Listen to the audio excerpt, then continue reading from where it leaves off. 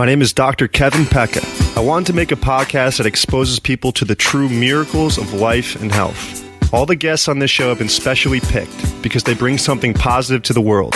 They have some of the most amazing and inspiring life stories.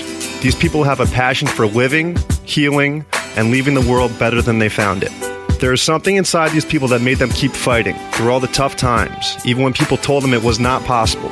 They carried on and made their lives beautiful again. And now they are sharing their experiences with the world. This is the Expect Miracles podcast. Enjoy the show. Dr. Nathan Gershfeld is a Blair upper cervical chiropractor in Orange County, California. Dr. Nathan developed a tumor in his early 20s, and his life was saved by fasting and getting regular upper cervical adjustments.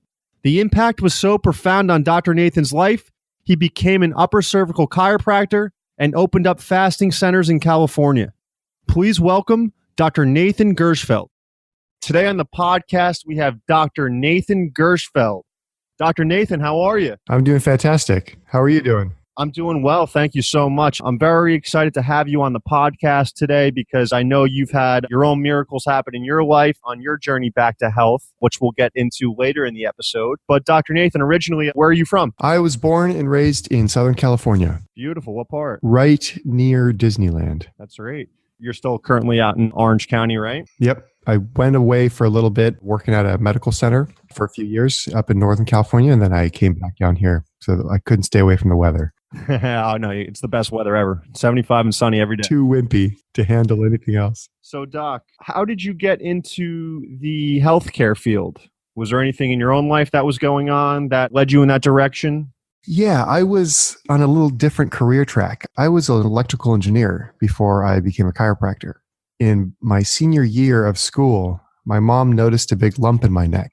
And of course, being the diligent son that I was, I completely ignored her and told her she didn't know what she was talking about. Where was the lump? By your throat or in the back? Or Yeah, it was in the front area right near my throat, off to the side a little bit, and it stuck out like a big golf ball. I didn't really want to do anything about it. I thought I had no anatomy, no physiology knowledge at all. So I thought that was just a rolled up muscle that I had spent the night before hanging out with friends or playing poker or something like that with my head in my hand, resting my chin in my hand. And I thought it was just like a muscle that was a knot. 9 months later, it still kept growing. I ended up going to the doctor. Was it painful at all? Or No, it wasn't painful at all. And that's why it was so easy to ignore. And the doctor just said, it's a tumor. You might have an autoimmune disease. You might have a thyroid problem. And if it's the worst case scenario, it's cancer. And we have to do surgery either way to take it out. Did they do any imaging at this point? They did an ultrasound. I didn't let them do the biopsy at first because after the doctor told me that it was a tumor, I was a little bit stubborn about it, as I typically am. Well, what was going through your head at this point when they say it could be this, could be that, could be cancer? I got really lucky. My grandmother is a chiropractor. She's an upper cervical chiropractor, and she was always into health and wellness. And the one thing she kept telling me and my sisters and cousins growing up, if you don't know the cause of the problem, then the treatment is going to be really difficult to find. That kept ringing in my head, kept ringing in my head. I went to the doctor and talked about this tumor. I asked him, I said, so you want to do surgery?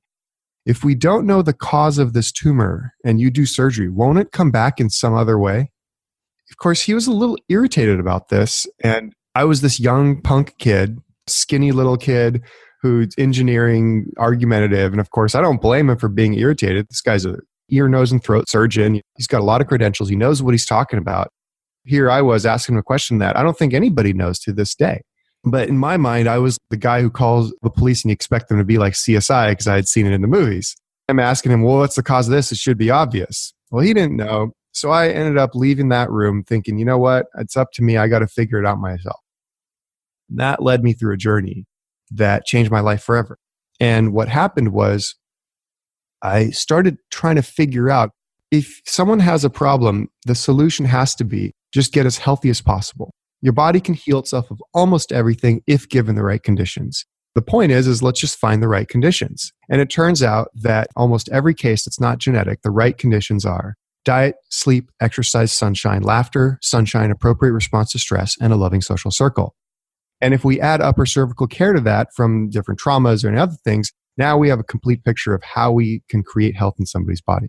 This was something that I picked up for many, many years. This was before internet was so ubiquitous and there was no YouTube or anything like that. So I would go to different libraries, read books, sit in on some medical school lectures just to try to figure out what the heck was happening. All throughout, my grandma was kind of perched on my shoulder saying, well, try this and try this and try this. And she's a very open-minded person, loved to try new things. So she would try this cleanse or try this system or this cleanse or this cleanse. And so I went through this whole process of trying everything that I could, trying to get healthy. 4 months later, I go back, redo an ultrasound. My tumor's doubled in size. So I'm like, holy shit. Is it pretty palpable on your neck at this point? Right now, today? No. When you were going through this, you said it grew. Yeah, you could see it. It was like a golf ball or like a small plum sticking out halfway out of my throat. My mom, who knows me the best, she's the most nervous about me. She's the only one who could really tell. Everybody else just, it was fine. But yeah, you could tell. I've looked back at old pictures. You can see it. So my tumors doubled in size in about 4 months. And I thought, holy hell, like I thought I'd found something here. And it turns out that what I was doing was I was adding things to my body and I wasn't subtracting things. So I was adding all these systems and all these potions and all these powders and all these cleanses and everything like that. But I was ignoring the most important basic fundamentals, which was healthy diet, healthy lifestyle, healthy sleep, exercise. This is about the time when I found out about a fasting clinic in Northern California called True North Health Center. And I looked at different places. This was the only one out there. So I booked a stay, Dr. Alan Goldhammer, who later became my mentor. And I went there and I did a short fast. What was interesting was up until that point, I knew what it was that I needed to do food-wise, which was eat health-promoting foods, lots of vegetables, less sodium, less fatty, oily, greasy foods, less junk foods, but I just couldn't do it. What I learned from True North was that this was actually an addictive response.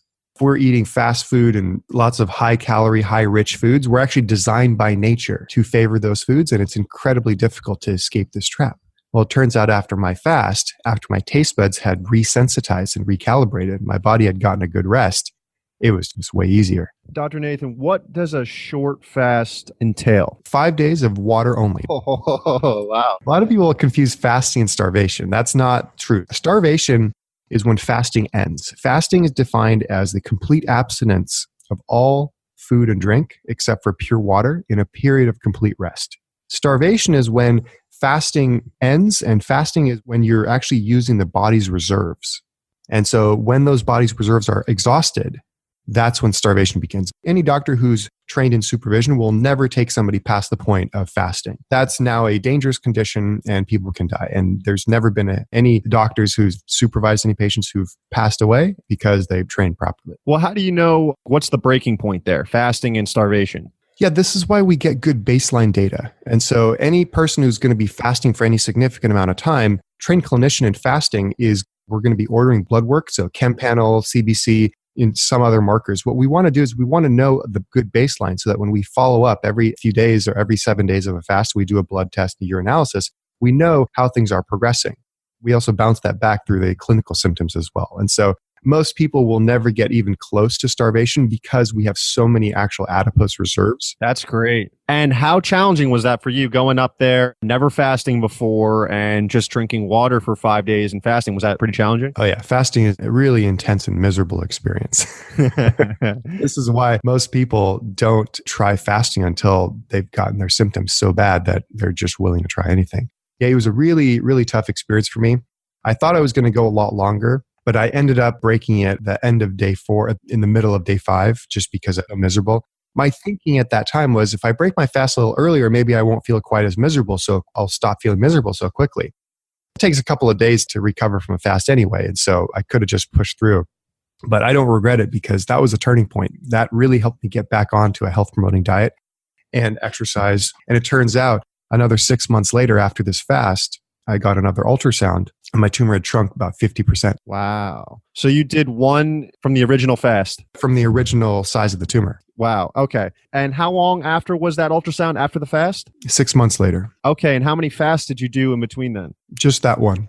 Wow. Really? Mm-hmm. What changes did you notice going on in your body while doing that fast for the first time? Well, the most important one is that my taste buds got recalibrated. You definitely noticed that after the fast. Absolutely. Anytime we put a system in our body under a period of deprivation, what happens is we get more sensitive. And so your taste buds neuroadapt to the food that we're eating. And so if we're eating very, very processed, very highly rich foods, we're going to get used to that. And so if you take that away and now you give somebody something like steamed broccoli, brown rice, lentils, beans, things like that, all of a sudden they taste pretty awful. They don't taste that good. It can take 30 to 90 days for the taste buds to recalibrate and for those foods to actually taste good.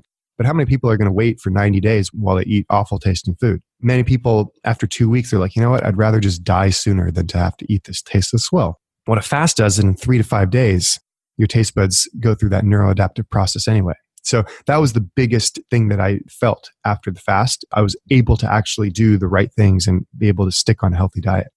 I don't know how, in terms of feeling, how I was because I was 20 years old at this time, 21 years old. So I actually never paid attention to how I felt. Probably had the youthful energy or whatever it was, but I never paid attention to how I felt. And so it's hard for me to see whether or not I felt better after a fast or not. My question is, what were you doing in this 5-day period besides not eating? Resting. Just laid down in a bed for 5 days? It was a large house and they had a living room. They had separate bedrooms. The routine was the doctor would come in the morning, take your vitals, make sure that everything's okay, tell you continue the fast or not continue the fast.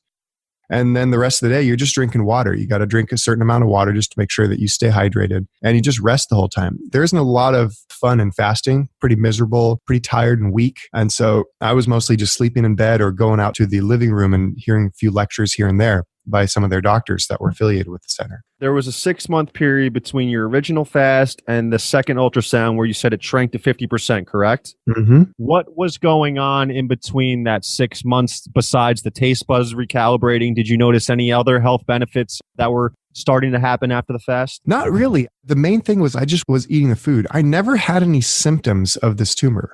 It was more of the nervous anxiety of, I have a tumor in my body. What the hell am I going to do? Because my engineering brain was, well, let's just assume the worst case scenario and then work backwards from there. And so my worst case scenario was it's a tumor. It's the worst kind of tumor. And I had asked the doctor, well, worst case scenario, what is it? And he goes, well, if it's the worst case scenario, you have 5 years to live. Obviously, it wasn't the worst case scenario, thankfully, because I'm 13 years in after this. But I just assumed it was worst case scenario. So that's the only thoughts that were going on in my head was I have 4.5 years to live. So I better get on it. That's a pretty amazing mindset to have. You took the worst case scenario, but it sounds like you didn't panic. It seems like you were doing everything in your possible power to get better. I would feel like a lot of people in that situation might panic, might get extremely nervous and worried, and that could be detrimental to your health too, right? You're very gracious, Kevin, but I was nervous as hell. Okay. I was essentially, in my mind, I was fighting for my own life. That definitely led me to make certain decisions that I probably wouldn't have made in a clear head. I spent a lot of money that I didn't need to spend on certain supplements and certain powders and mushrooms and whatever it was that I thought could help. I wasn't educated at all about health and wellness. And so I would just read labels and think, they can convince me that it's going to get healthy for some reason, and I'll just take it and see what happens. And so I think that was all part of my learning process. But the truth is that when a doctor told me that worst case scenario, I have 5 years to live, it wasn't a pleasant experience and it was crunch time. It was very, very nerve wracking. To this day, I don't know how it affected my health negatively other than being a little more irritated when people tried to convince me not to do a particular healthy thing. I haven't seen clinically, after I've gotten educated more in health and wellness, I haven't seen clinically stress, quote, killing people as much as people think it is. What I've seen is diseases of the fork. Diseases of the what? What they eat, what they put into their mouth. Okay. Okay. You and I are Blair chiropractors. I see many people coming into my practice nowadays with problems that have to do with their poor lifestyle. Blair chiropractic is an excellent chiropractic technique. My grandma did it. I don't do anything but Blair chiropractic in my office. However, when people come in and say they're 60 or 80 pounds overweight, you can adjust their neck. We can have a master like Ian Bulow, who you had last week on. I loved his interview. We can have somebody like that come in and do just excellent work. But if they don't lose the 60 pounds, the problem is going to keep coming back and it's going to keep coming back and it's keep coming back. But let's suppose they go on some program and they lose the 60 pounds. Well, if they don't address the root cause of what's going on, now all of a sudden they get back to where they were and then it's going to come back in 10 years. What we have to realize is the cause of the problem is not anything that people are doing wrong. It's that we have a Stone Age brain in the modern environment. And the Stone Age brain is designed by nature to seek the most calorie-dense foods in our environments and to consume as much of them as possible. And so what we've done nowadays in our environment is we've hyper-concentrated foods. We favor those foods. And it creates what's called a pleasure trap, where the right things feel wrong and the wrong things feel right. And so if you take a type 2 diabetic who has high cholesterol, who has high blood pressure, who has high A1C, and you look at their diet, what you're going to see is they're eating lots of highly rich, calorie-dense foods. And they're going to be struggling to remove those foods from the diet. And if we do remove those foods, now we're going to see the real cool power of the body to heal itself. Type 2 diabetes is actually going to reverse. High blood pressure is going to reverse. The high cholesterol is going to reverse. Heart disease reverses. In some cases, autoimmune diseases reverse. And it's documented in the clinical data to the point where Kaiser Permanente, the largest HMO in the world, in 2013 released a nutritional update for physicians.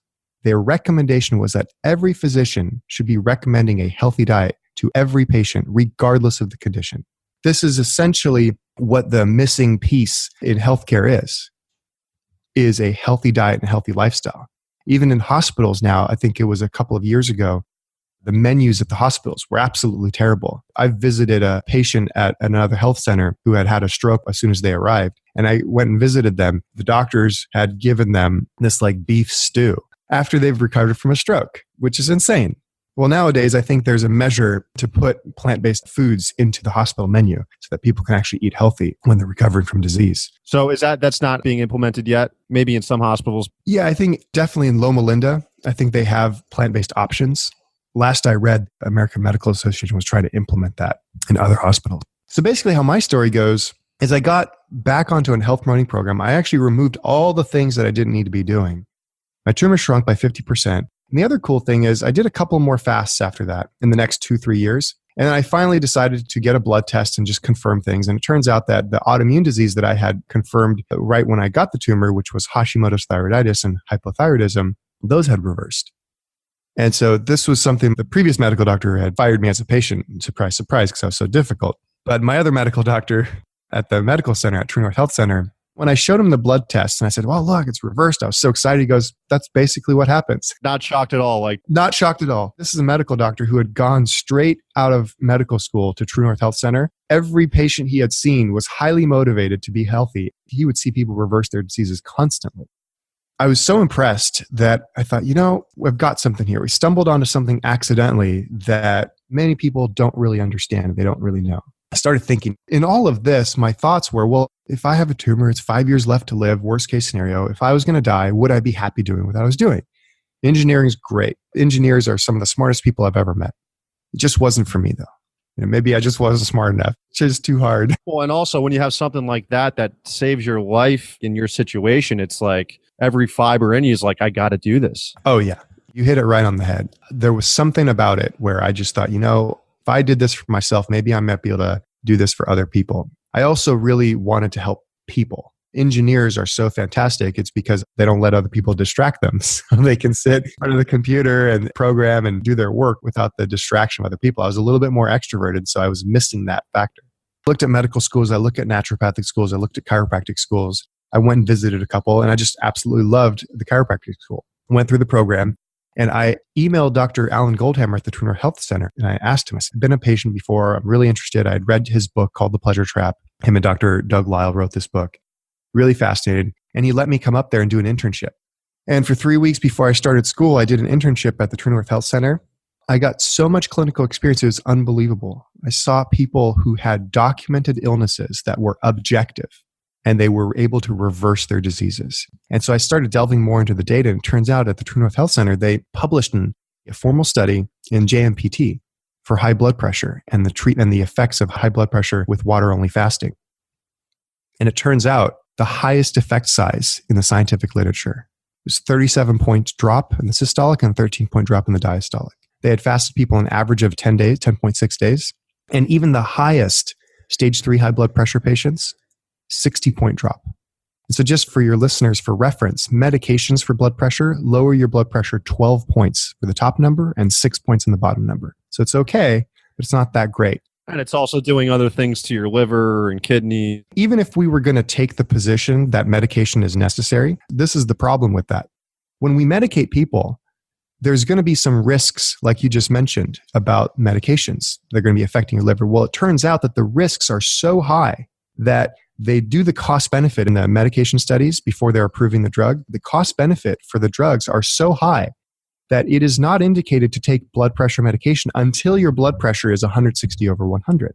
And so you have people who are running around with blood pressure that's in the 150 over 90, 135 over 85, and there's still a significant risk factor for stroke, heart disease, and all these other blood pressure related issues. But they're not being medicated and they're not doing anything about the blood pressure. And so just for reference, the latest figure for someone who has blood pressure that's 136 over 85, they're still at 5 times greater risk for having stroke than somebody who has a normal blood pressure. And so what True North did was they showed definitively that blood pressure is a lifestyle disease and that it can be affected by water fasting, and it can be affected more than anything else.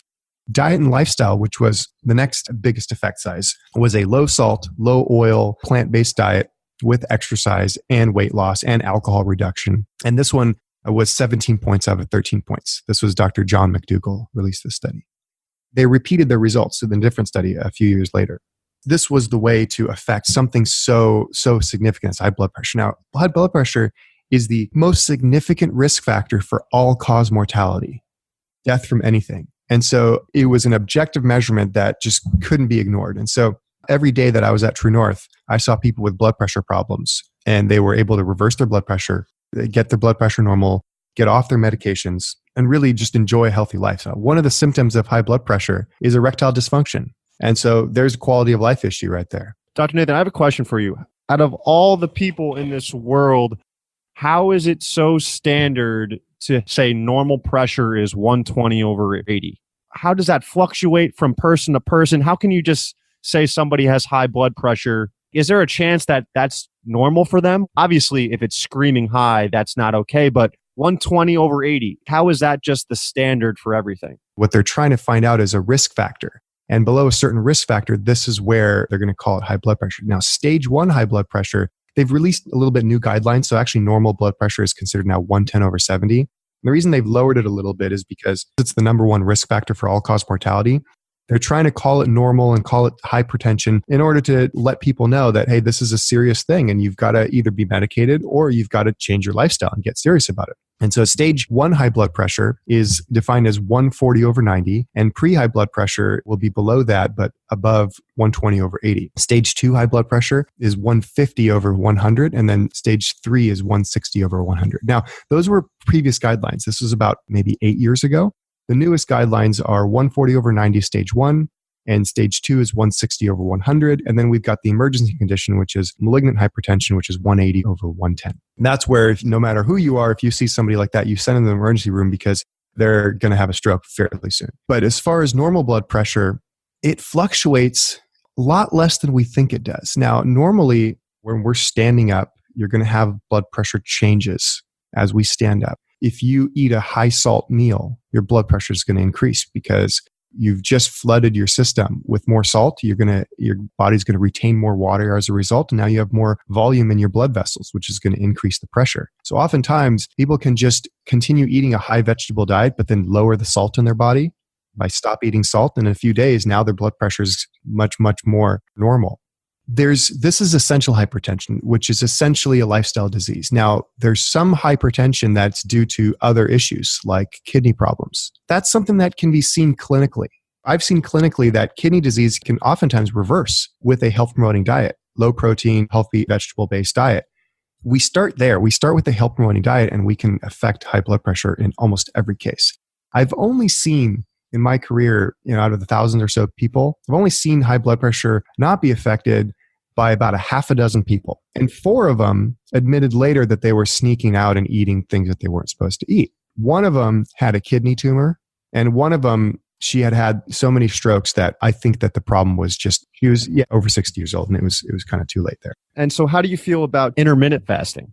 Yeah, intermittent fasting is a type of fasting where people are restricting food throughout a certain window. So it's actually more appropriately called intermittent feeding. Every person does intermittent fasting to some extent by going to sleep at night and then waking up in the morning and eating breakfast. And so their intermittent fasting window is between whatever time you go to bed and whatever time you eat breakfast or your first meal. And so what people who do intermittent fasting are doing, they're actually tapping into something really interesting, that they're trying to not eat. What's happening is their taste buds are getting recalibrated and they're getting a little bit of a rest.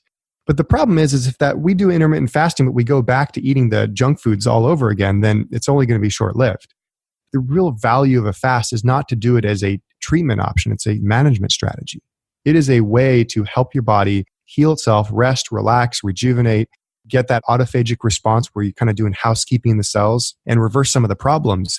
And then you have to go back to eating, unfortunately, a health-promoting diet that's going to taste a lot better after you're done fasting. But if you haven't fasted, it's going to taste pretty bland. But yeah, there's a lot of value for intermittent fasting. But what we want to stick with is a health-promoting diet. Dr. Nathan, to continue with your story, 6 months out, the tumor shrank. What was the rest of your health journey like after that? So yeah, my health journey was a little bit uninteresting because after I had found the way to go, it was just about doing it. And the hardest part about doing it is actually being surrounded in a world where we're not set up for health and wellness. If I'm trying to be a busy person studying in school or going to work, imagine the life of somebody who's trying to eat healthy and live healthy. They're going to work and they've got a family.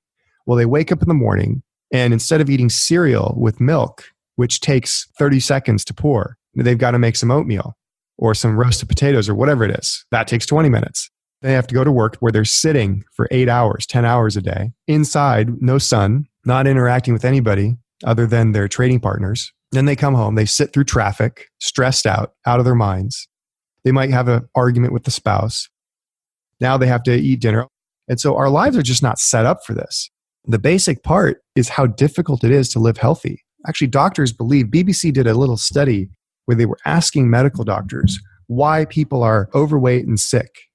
And the most common response for doctors was that they believe that people who are overweight and sick are this way because they are less intelligent and lazy. This is completely untrue.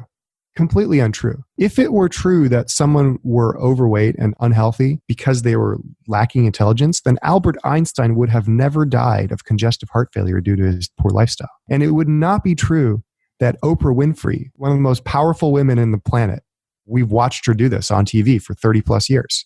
And so this is not a lady who has any shortage of willpower. And so willpower and intelligence has nothing to do with being unhealthy. This is actually what happens when you put any animal in any environment that has foods that are not natural. And they're foods that tickle their senses. And they want to consume them over and over and over and over again. We know that if we put a rat inside of a cage and we drill a little glass pipe in their head and put dopamine in there, and then we attach that glass pipe to a little button, that we know that if the rat figure this out, it's going to press this button until it dies. And it's going to ignore everything else. Well, now let's consider what's happening in the modern world is we've got all these things that tickle our senses, alcohol, drugs, foods that are much, much more concentrated than other foods. You know, something like ice cream is 3,200 calories per pound on average. Compare that to something like a fruit salad, which is 300 calories per pound. And realize that the more calories per pound a food has, the more dopamine response we get out of the food. And so it's not a surprise why we favor ice cream. What tastes better, ice cream or fruit salad? Well, if someone's been fasting and now they're like, well, ice cream's a little too rich, the normal average person is going to say ice cream hands down. Foods that are fried in oil. Oil's 4,000 calories per pound, the highest concentrated food we know. And so these foods are so ubiquitous and they're so available that it's no surprise that as humans in the modern world, we are drawn to them. We're designed by nature to be efficient and be super efficient with our calorie consumption. And the most efficient way to consume calories is to concentrate them. Our ancestors actually honed this skill, and the ancestors who do not hone this skill, they passed away because the ones who foraged for 2,000 calories of salad, which is 100 calories per pound, that's 20 pounds of salad. You have to gather 20 pounds of salad in the Stone Age. Well, now all of a sudden, you're not going to have a lot of energy. It's hard to eat that much food, and the predators are going to be more likely to eat you. Whereas if you found an avocado or you killed some game, which is 1,800 calories a pound, 2,000 calories a pound plus, now all of a sudden, you just spent a lot less energy and got a lot more calories bang for your buck. And so if we were living in the Stone Age, everybody who overeating calories, they just wouldn't be able to do it because they wouldn't be available. For people listening, if you've been told before that you're this or that because you're overweight, you're some lazy this or that, totally not true. If you're overweight, you're doing exactly what you've been designed to do by nature, which is to shove in as many calories as you possibly can because winter might come too early and spring might come too late. And so what fasting does is we actually resets the taste buds, resets our body so that we can actually consume whole natural foods. And so when we do this, now all of a sudden, if someone offers you ice cream or a piece of cheesecake or something, you eat it, it's actually a little bit too rich. And so it's much easier to eat a health promoting diet.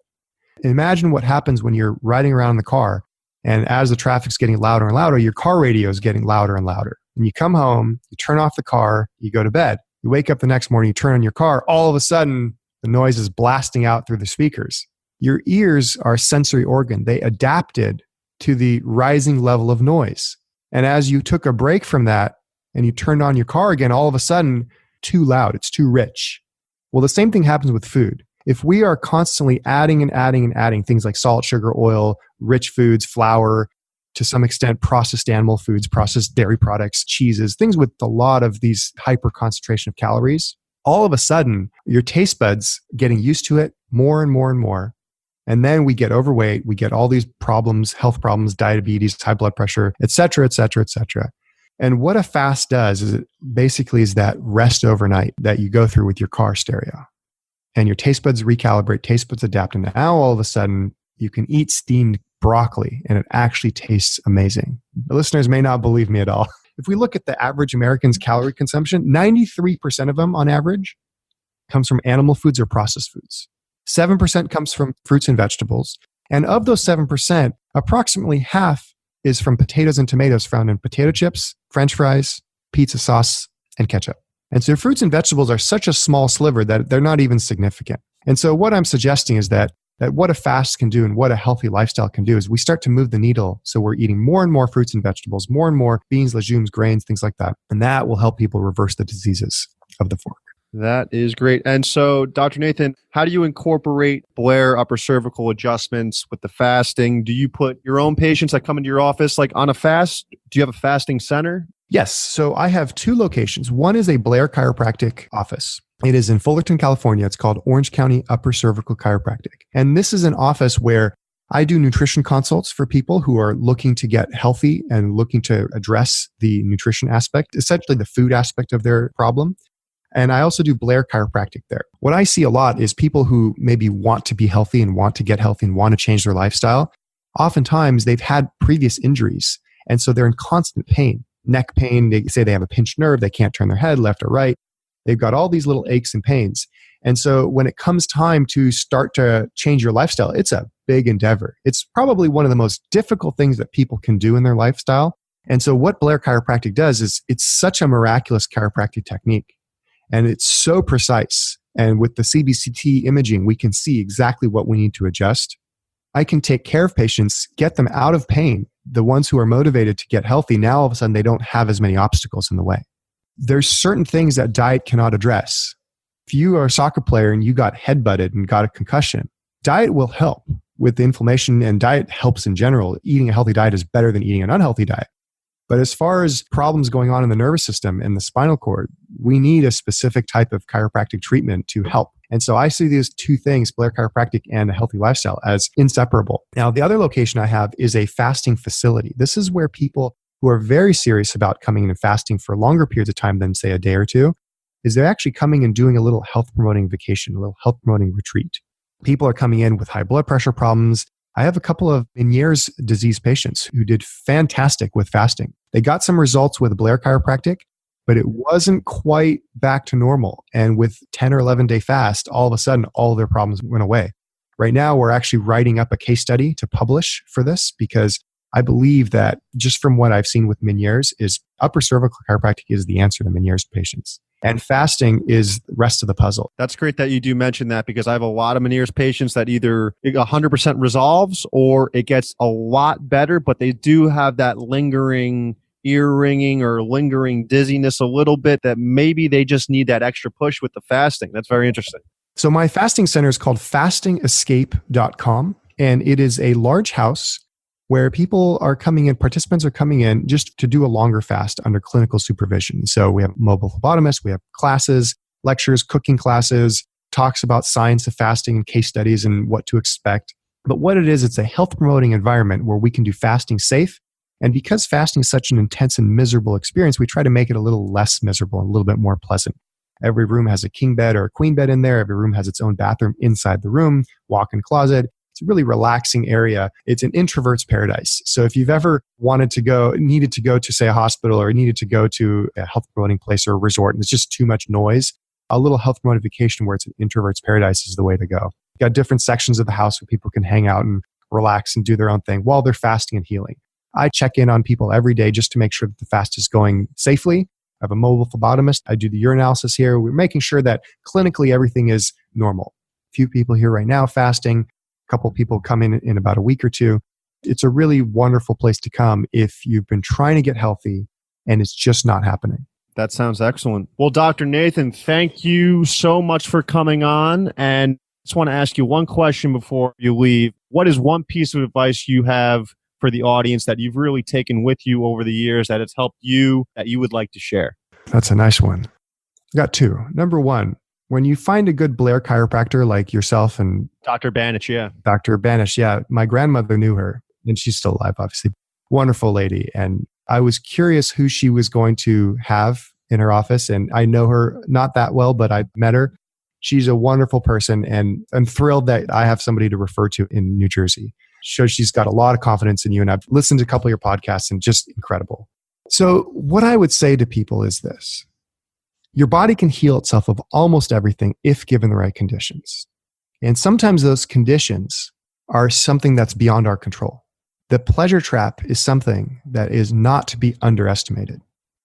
I've had patients who are very powerful people, very wealthy people. They have all the resources in the world, and they still can't change their lifestyle. This doesn't tell us anything about their character. What it tells us is just how powerful the trap of the modern foods are. And so my piece of advice is don't underestimate the power of the pleasure trap. And if you find yourself in a mess, there's no shame in going to a place like the True North Health Center or Fasting Escape and taking a little break from the modern world and resetting everything and gaining some momentum so you can start to live the life that you deserve to live. Dr. Nathan, do you think this transfers over to addiction? Absolutely. This is actually an addictive response. The problem with drugs, which is also an addictive response, is they destroy the pleasure centers of your brain. And so if you go long enough in a drug addiction with some people, they actually can never return to the same level of pleasure before, which makes it an absolutely devastating trap. That's why it's so difficult. Almost anyone who gets hooked on drugs, almost nobody will ever come out of this. It's very sad. The good thing with food is with fasting, we can actually recalibrate our taste buds, can actually get back to a normal lifestyle. But it's very, very difficult. This is why the only people who are going to do something so radical are people who are very sick. All right, Dr. Nathan, thank you so much for coming on. Really appreciate it. And we'd love to have you back anytime. I'll be in touch. And thanks again. My pleasure, Dr. Pekka. Really appreciate it. Thanks for having me on. Thank you, everyone, for listening. If you enjoy the podcast, subscribe, give us 5 stars, and leave a review. It really helps boost the podcast and spread the good word. My chiropractic practice is located in West Orange, New Jersey at Montclair Upper Cervical Chiropractic. You can also find us on Facebook at Montclair Upper Cervical Chiropractic. All of my information is on my website at drkevinpekka.com, drkevinpekka.com. You can subscribe to my YouTube channel at Dr. Kevin Pekka for podcast episodes, patient testimonials, and educational videos. I have daily affirmations and inspirational quotes on Instagram at Easel Affirmations, EASEL Affirmations. And if you have any questions, feel free to email me at drkevinpekka@gmail.com, drkevinpekka@gmail.com. Thank you, everyone, and have a great day. Cheers.